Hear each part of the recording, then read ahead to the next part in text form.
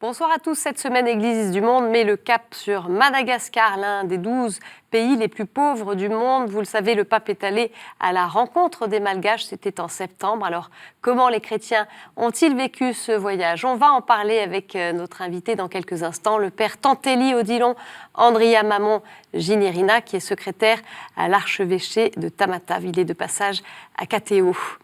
Et puis ailleurs dans le monde, au Rwanda, un projet d'école dans les villages doit démarrer en avril. Et ce projet, il est porté par Jean-Paul Niyigena, rwandais et professeur à l'Université catholique du Rwanda. Il nous en expliquera la démarche.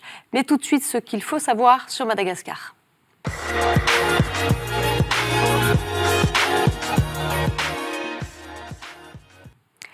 Madagascar est une île immense située à l'est du continent africain, dans l'océan Indien.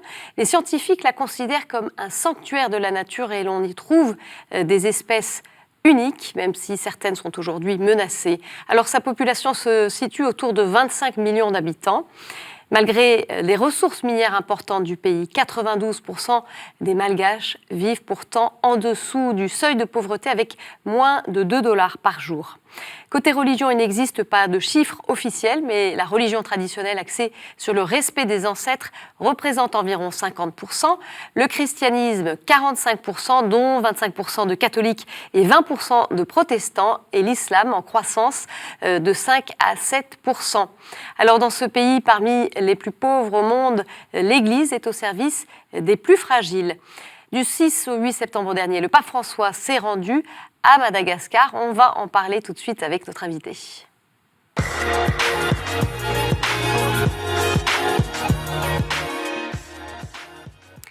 Père Odilon, bonsoir. Bonsoir. Alors, Manakuri, comme on dit à Madagascar, c'est bien ça? Oui, c'est ça. Merci de nous retrouver le temps de cette émission. Vous êtes de passage à Katéo. Alors, vous êtes originaire du diocèse de Tamatave, qui est une ville située sur la côte est de Madagascar. Vous avez été ordonné prêtre en novembre 2018, donc c'est tout récent. Et vous êtes actuellement le secrétaire de l'archevêque de Tamatave, le cardinal Tsarazana, que on connaît sur Katéo, puisqu'on l'a rencontré à plusieurs reprises. Vous êtes également le vicaire de la cathédrale de Tamatave. Alors peut-être en quelques mots pour nos téléspectateurs, est-ce que vous pouvez nous situer un petit peu votre diocèse? En fait, le diocèse de Tuamas au Tamatave est l'un des 22 diocèses de Madagascar. Donc il a une superficie à peu près de 27 000 km² et une population plus d'1 million d'habitants, dont 30% sont catholiques. Il existe 22 paroisses et districts. Chez nous, on l'appelle district les paroisses de Brousse, desservies à peu près par 70 prêtres, dont 35 diocésains.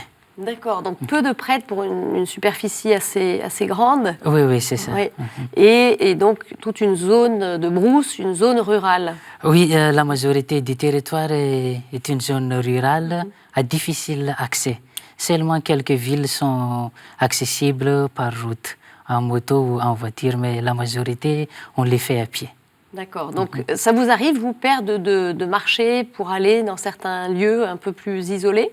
Oui, même quand nous étions séminaristes, on fait des stages dans les brousses. On marche pendant 1 mois de village en village. Et c'est pareil pour les prêtres. Quand les prêtres font les tournées en brousse, donc ils consacrent une durée, au moins 1 semaine, 2 semaines, et ça va aller jusqu'à 1 mois même pour visiter chaque communauté ecclésiale. Alors l'un des défis justement en brousse, c'est de rejoindre les fidèles, comme vous le dites. L'accès n'est pas toujours facile. Et l'un des moyens qu'a mis en place le diocèse, c'est une radio diocésaine qui permet justement aux fidèles d'être quand même en contact régulier avec l'Église, avec la parole.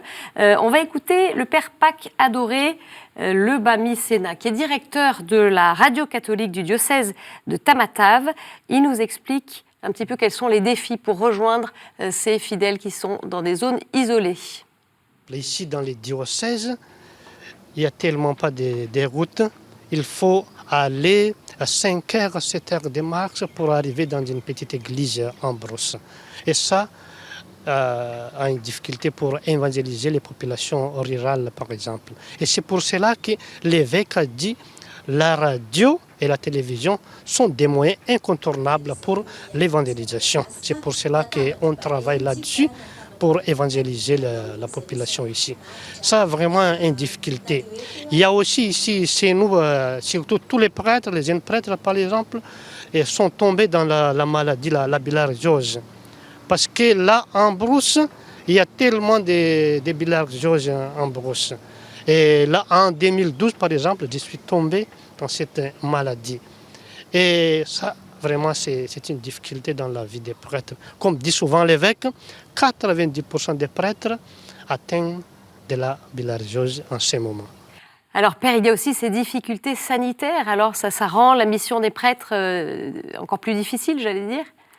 Oui, et parfois les prêtres qui travaillent en brousse sont obligés d'arrêter un peu leur mission pour se soigner en ville à cause de ces maladies. Parce que la plupart des rivières en brousse sont contaminées par ces bilharzies. D'accord. Et il y a un traitement efficace? Oui, actuellement il y a un traitement efficace. Et on peut quand même éviter d'attraper ces maladies. Il y a des moyens préventifs? Oui, il ne faut pas rester longtemps dans les rivières, dans l'eau, quand le soleil est à un certain niveau. Là. D'accord. Parlez-nous un petit peu aussi peut-être de la place de la foi pour ces familles. Comment est-ce qu'elles vivent et en particulier peut-être les familles qui n'ont peut-être pas accès à une messe chaque semaine, par exemple. Comment ça se passe? Donc, pour les familles en brousse qui n'ont pas toujours la visite des prêtres, donc le diocèse a mis en place un centre catéchétique qui était à Tamatave, mais actuellement on l'a délocalisé à Tirmandous pour former un peu une couple de familles. Et après leur formation, ils retournent dans leur localité d'origine pour diriger l'église en l'absence des prêtres. Et leurs tâches, ça concerne les tâches pastorales, développement, parce qu'on leur apprend aussi à bien cultiver, à faire de la menuiserie, et pour les femmes, de la broderie et tout le reste. D'accord, donc c'est aussi un moyen de créer tout un tissu un peu social aussi. Oui, c'est ça. Et donc, ça c'est l'Église aussi qui assure ces formations-là aussi auprès des femmes? Oui, c'est l'Église qui prend en charge de cette formation. Et actuellement, on collabore avec Missio Amunique. C'est Missio qui finance un peu la formation de ces couples. On va revenir alors sur cette actualité forte, je le disais, c'est la venue du pape. C'était en septembre chez vous, entre le 6 et 8 septembre. Alors il s'est rendu à Tana, Tananarive, la capitale. C'est là que se sont déroulés les rendez-vous. Et votre archevêque, donc le cardinal Tsarazana, qui est aussi président de la conférence épiscopale de Madagascar, était bien sûr à ses côtés. Vous-même, vous y êtes pas rendu physiquement, mais vous avez bien sûr suivi de près ce voyage. Comment est-ce que vous l'avez vécu en tant que jeune prêtre? En fait, les voyages étaient pour moi une occasion pour le peuple malgache d'avoir un peu d'espoir et d'espérance. Et moi aussi, j'en fais partie parce que quotidiennement, on vit avec la pauvreté, l'insécurité, la corruption et tout le reste. Donc, c'est une occasion pour les papes de nous remonter un peu le moral. Et même le thème du voyage était semeur d'espérance et de paix. Donc, c'est une occasion pour nous d'avoir un peu d'espoir, pour nous faire sortir de tous ces mots que j'ai cités tout à l'heure. Ça vous a rejoint aussi dans votre vocation de prêtre? Oui, en tant que prêtre, je sens une sorte de considération de l'église locale vis-à-vis du Saint-Siège. Et là, on sent qu'on n'est pas isolé, on est considéré malgré la pauvreté de notre pays. Il y a une attention du pape oui, à c'est l'égard de votre pays et des Malgaches. Alors on va en voir quelques images. L'un des temps forts de ce voyage, c'était la rencontre du pape François avec les évêques. Ça s'est déroulé à la cathédrale de l'Immaculée Conception de Andohalo, un quartier en hauteur de Tana. Et François a insisté pour que chacun reste dans l'attitude du semeur, le semeur qui sème dans l'espérance malgré les difficultés. Il a aussi invité les pasteurs à prendre une part active dans la lutte pour la défense de la dignité de la personne.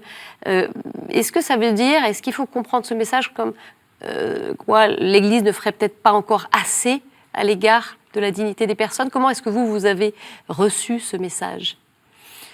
En fait, l'Église à Madagascar fait tout le nécessaire pour évangéliser. Mais parfois, les difficultés sont nombreuses. Et on est tenté à être assez découragé vis-à-vis de ces nombreuses difficultés. Comme la pauvreté, par exemple. exemple. Oui, c'est ça. Oui. Et je vois le message du pape dans ces cadres-là pour nous encourager de rester debout vis-à-vis de notre défi. Donc, et vous encouragez toujours plus à poursuivre dans ce sens-là. Alors, il y a bien sûr un travail important que mène l'Église, un travail social. Comment ça se passe justement à Tamatave? Quels sont un petit peu, vous, les champs d'action sur le plan social? Donc, sur le plan social, le diocèse de Thomasin a son organe propre, qu'on appelle organe de développement du diocèse de Thomasin. Donc, cet organe œuvre pour réaliser pas mal de projets de développement social au niveau des zones de brousse. Par exemple, l'adduction en eau potable. Un accès, parce qu'il n'y a pas toujours accès à l'eau potable, oui, c'est ça? Oui, c'est ça. Et d'avoir des comportements nécessaires en ce qui concerne l'hygiène. Par exemple, pas mal de foyers malgaches n'utilisent pas encore de latrines. Et là, les diocèses s'engagent à mobiliser les gens à avoir des comportements nécessaires en ce qui concerne l'hygiène, par exemple. Il y a des formations très concrètes dans les villages. Oui, on a des techniciens sur terrain pour former les villageois. Mais ce n'est pas le seul projet que l'audit met en œuvre. Mais puisque Madagascar, chaque année, risque d'être passé par le cyclone. Et il y a un projet aussi qui met en place des mesures nécessaires en cas de passage des cyclones. D'accord, donc ça c'est aussi l'un des champs d'action chez vous. Alors il y a un des défis majeurs du pays, c'est l'éducation. Un enfant malgache sur 2 ne va pas à l'école et l'Église, là aussi, elle est en première ligne pour scolariser les enfants et les jeunes. À Tamatave, donc, à l'école Montfort-Saint-Gabriel, tenue par les frères de Saint-Jean-Gabriel, eh bien, 950 élèves issus de familles défavorisées y sont scolarisés. C'est une école qui est située en plein dans un bidonville de Tamatave. Comment ces jeunes sont préparés à affronter les défis de leur pays? On regarde cet extrait de reportage d'Isabelle Karaïskos. Chaque matin, la Laïna prend le chemin de l'école à pied, puisqu'elle se situe à moins de 5 minutes de chez elle, en plein cœur de Magnarivotras Sud. 5000 personnes, dont la moitié seraient des enfants, vivent dans ce quartier ultra pauvre. Une école dans le bidonville, c'est une chance rare à Madagascar où de nombreux enfants doivent parfois marcher des kilomètres avant d'arriver dans leur établissement. Oui. Quand tu l'as vu, c'est l'œil. Comme la Laïna, la grande majorité des élèves de Saint-Gabriel viennent du quartier. Ici, les écoliers apprennent à lire, écrire et compter. Puis le programme du collège s'aligne sur celui des établissements Saint-Gabriel en France, avec des cours d'histoire géo ou encore d'éducation civique. Mais à Saint-Gabriel, on s'adapte aussi à ces enfants issus de l'extrême pauvreté, aussi bien économique que culturelle. Un véritable défi pour les professeurs qui enseignent ici et qui sont ponctuellement formés par des coopérantes venues de la congrégation française. D'abord, on est enseignant aussi pour aider les élèves en difficulté, premièrement. On fait tout nos possibles pour éclaircir le champ le plus possible aux élèves. Il y a un esprit de solidarité ici dans cette école. Il y a aussi des élèves qui sont venus sans rien manger à l'école. Dans ce cas-là, on partage les goûters. On partage, on demande aux autres de partager. La transmission des valeurs de solidarité et de fraternité compte parmi les nombreuses missions de Saint-Gabriel. 120 élèves de l'école sont aussi parrainés par des écoliers des établissements Saint-Gabriel en France, un système solidaire qui marche. L'établissement, qui a ouvert il y a 6 ans avec une unique classe, compte aujourd'hui 950 élèves, du CP à la 4e. Alors, Père, Madagascar est le 5e pays au monde qui compte le plus grand nombre d'enfants non scolarisés. Pourquoi encore aujourd'hui? Comment c'est possible selon vous? À mon avis, l'éducation n'est pas vraiment les priorités de l'État malgache. Pourquoi? On voit des écoles qui se ferment et il n'y a pas assez de subventions pour motiver les enseignants qui travaillent en brousse. Donc, les enseignants essaient de quitter la brousse pour aller en ville. Et là, c'est là que les écoles se ferment progressivement. Face à cela, et j'imagine que c'est une préoccupation pour l'Église. Chez vous, par exemple, comment est-ce que ça se passe? Alors là, on voyait un exemple d'une école en milieu pauvre, mais en milieu urbain. Comment ça se passe dans les villages de votre diocèse, justement? Donc, dans les villages où il n'y a pas vraiment l'implantation de l'Église, donc c'est l'État qui assure l'éducation et comme j'ai dit tout à l'heure, il y a pas mal d'écoles qui se ferment progressivement. Donc certains enfants qui n'ont plus accès. Oui, c'est ça. Et seulement les familles qui ont un peu de possibilités, qui envoient leurs enfants dans les villes ou dans les villages où il y a l'école catholique pour envoyer leurs enfants à l'école. Pour vous, par exemple, Père, comment ça s'est passé, votre scolarisation? Est-ce que vous habitiez dans Tamatave même? Est-ce que vous étiez dans une zone plus isolée?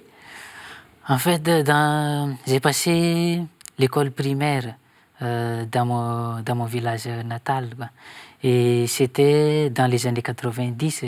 La situation était encore meilleure qu'aujourd'hui. Donc, il y a pas mal d'enseignants dans les villages. Et ça continue comme ça jusqu'au collège.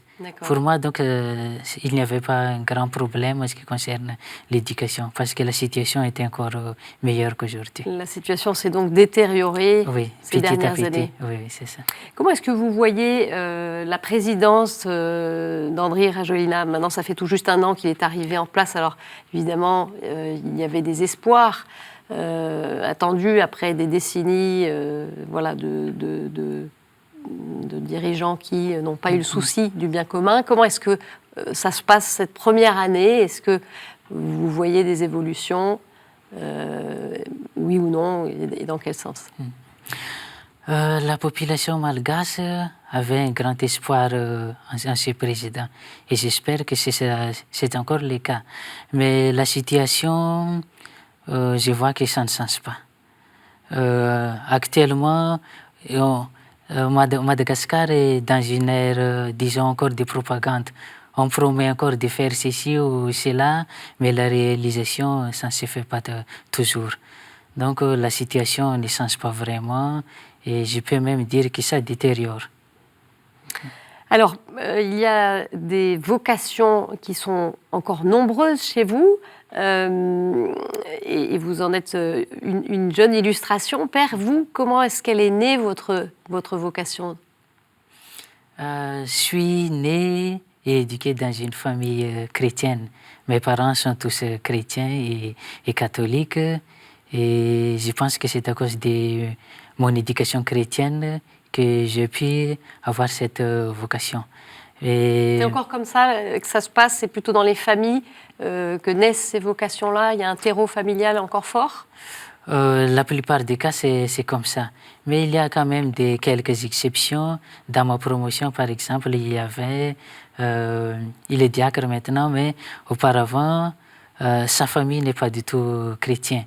Mais son camarade était chrétien et sa relation avec son camarade qui l'a poussé à devenir prêtre. Le Christ, oui, d'accord. c'est ça. Donc, le terreau familial reste fort. Et comment ça se passe pour le discernement, justement, de ces jeunes prêtres?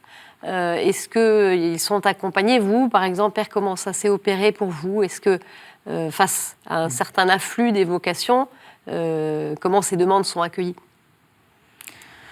De mon cas, quand je disais au curé de notre paroisse que je voulais devenir prêtre, tout de suite, il m'a accompagné. Et ça, ce n'est pas un cas isolé, mais une fois qu'un jeune dit à un prêtre qu'il voulait devenir prêtre, par exemple, et c'est pareil pour les jeunes filles qui veulent devenir sœurs. Et les prêtres et les religieuses les accompagnent dès le début de leur parcours. Et au séminaire même, c'est d'exiger qu'on a un directeur spirituel pour nous accompagner dans notre discernement. Est-ce que, alors la corruption, elle touche un peu tous les étages de Madagascar. Est-ce que l'Église, elle y échappe complètement? Pas complètement. C'est-à-dire? Il se peut que les gens de l'Église, que ce soit prêtres, évêques ou laïcs, soient corrompus.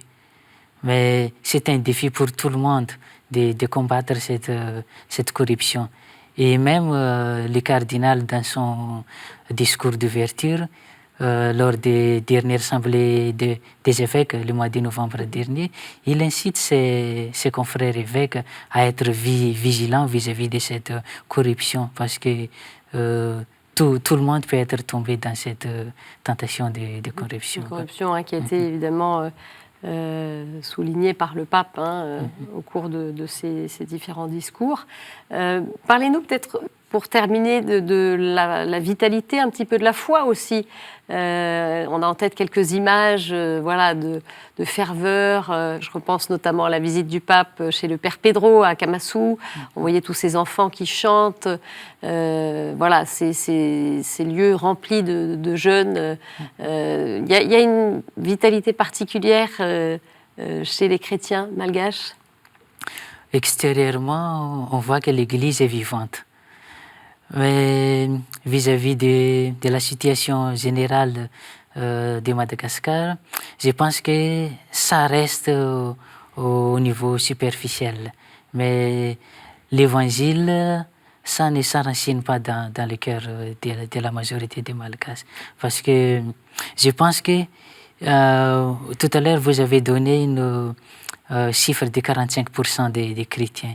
Si seulement disons 15% de ces chrétiens vivent vraiment selon l'exigence de l'Évangile, notre situation n'est pas là où elle est actuellement. Donc il y a aussi ce devoir pour les chrétiens de s'enraciner. Ça, par exemple, comment est-ce que c'est porté comme souci chez vous, par votre archevêque, cet enracinement dans la foi? Est-ce qu'il y a des initiatives très concrètes lancées pour encourager les chrétiens à s'enraciner davantage? C'est difficile. L'initiative, je parle même des discours d'ouverture de cette assemblée plénière où l'archevêque a mentionné aussi cela. Il a dit à ses confrères qu'il faut qu'on enracine la vie des Malgaches dans l'Évangile. Et ça passe par quoi? D'abord par... en tant qu'évêque ou prêtre, ça passe d'abord par les homélies et les enseignements que l'Église donne aux chrétiens. Mais ça ne reste pas seulement au niveau des enseignements, mais il faut des actions concrètes. Par exemple, je parlais tout à l'heure de l'organe de développement du diocèse de Thomasin. Quand nous faisons notre action sur terrain, on le fait toujours au nom de l'Évangile. Mais on n'agit pas comme les autres organes caritatifs. Il y a une autre dimension alors.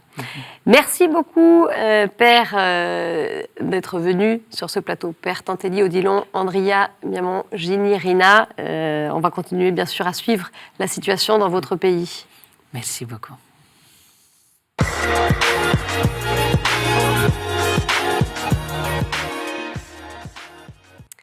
Et cette semaine, dans l'actu des églises, on s'est intéressé à un projet d'école dans les villages au Rwanda. L'objectif, permettre une éducation globale aux enfants en s'appuyant sur ce qu'ont apporté les missionnaires tout en utilisant la culture africaine.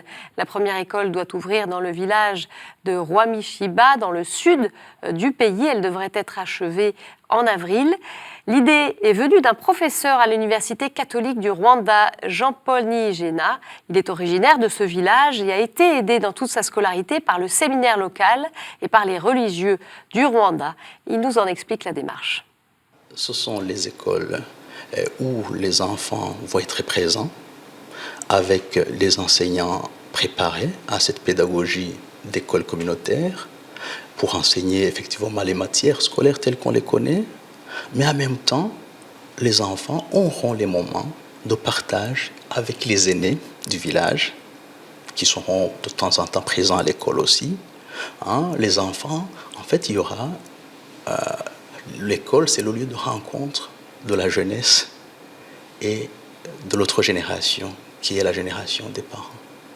Donc, ce n'est pas l'école qui est loin ou qui est enfermée dans une clôture quelque part, mais c'est une école du village, de la communauté.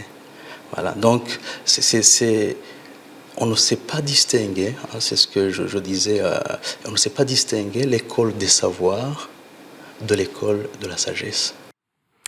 Et pour terminer, en Corée du Sud, environ 50% de catholiques de plus en 20 ans.